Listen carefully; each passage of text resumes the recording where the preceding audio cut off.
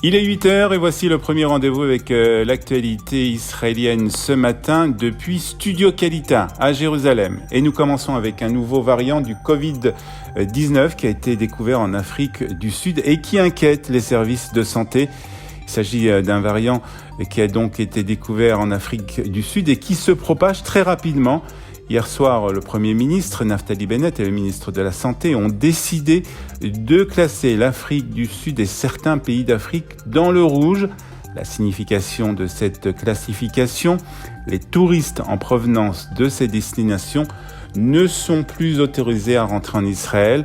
Le Premier ministre envisage même d'interdire dès aujourd'hui tous les vols venant de ces pays rouges. Les Israéliens qui se trouvent, eux, actuellement dans ces pays pourront revenir, mais devront s'isoler immédiatement dans un centre réservé à cet effet, et ce, pendant 14 jours. Le variant B11529, c'est le nom de ce variant pour le moment, possède une constellation de mutations très particulière qui inquiète les scientifiques. En Israël, on suit donc de très très près la propagation de ce variant. Puis autre condition, cette fois-ci pour entrer en Israël, des conditions qui ont été assouplies.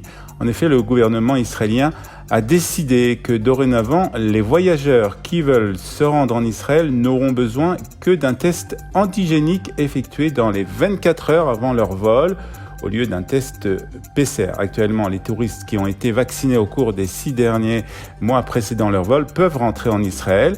Les ministres israéliens ont donc approuvé le changement lors d'un vote téléphonique, adoptant la recommandation du ministère de la Santé. On passe au chapitre international avec la visite hier du ministre israélien de la Défense au Maroc. Benny Gantz était à Rabat pour la première visite officielle d'un ministre israélien de la Défense donc au Maroc. Cette visite éclair a été l'occasion de signer un protocole d'accord décrivant les domaines liés à la sécurité dans lesquels les deux pays peuvent coopérer. L'accord établit principalement les mécanismes par lesquels les organisations de sécurité israéliennes et marocaines peuvent communiquer, permettant un plus grand partage de renseignements, des ventes d'armes et d'exercices militaires conjoints. Cet accord reconnaît aussi notre vision commune de la paix, de la stabilité pour notre peuple, pour la région et pour le monde, a déclaré Benny Gantz, le ministre de la Défense. Dossier iranien à présent avec inquiétude à Jérusalem. Quelques jours de la reprise des négociations avec la République islamique, la semaine prochaine à Vienne, Israël craint en effet que les États-Unis ne se contentent d'un accord nucléaire restreint avec l'Iran, ce qu'a déclaré hier un responsable israélien au Wall Street Journal. Je vous rappelle que mardi, le Premier ministre Naftali Bennett avait indiqué qu'Israël était prêt à entraver ses relations avec les États-Unis et d'autres alliés pour prendre des mesures contre l'Iran. Les États-Unis ont également averti d'une action militaire, que cette action militaire était donc possible si l'Iran se rapprochait de la fabrication d'une arme nucléaire. Les violences dans le secteur arabe continuent.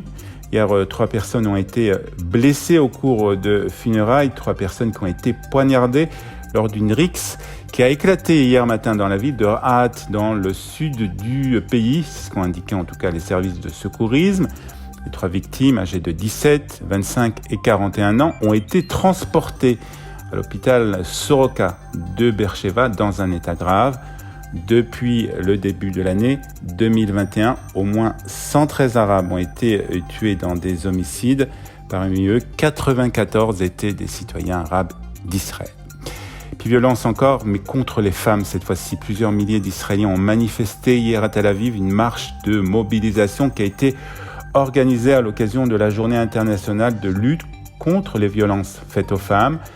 L'objectif principal de cette journée de protestation était d'inciter à une plus grande prise de conscience de tous. Selon les chiffres officiels, 22 femmes ont été tuées cette année. La dernière hier, justement, pendant la journée de mobilisation contre les violences faites aux femmes. Nous en reparlerons dans la revue de la presse que je vous présenterai à 8h30. On termine par la météo de ce week-end avec un Shabbat estival qui est prévu en Israël avec des températures qui augmentent. Il fera aujourd'hui 19 degrés à Haïfa, 23 à Tel Aviv, 19 degrés aussi à Jérusalem, 24 à Beersheva et 26 degrés Eilat. On se retrouve dans 25 minutes pour la revue de la presse et des médias israéliens.